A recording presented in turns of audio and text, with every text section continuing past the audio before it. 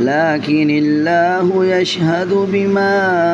أنزل إليك أنزله بعلمه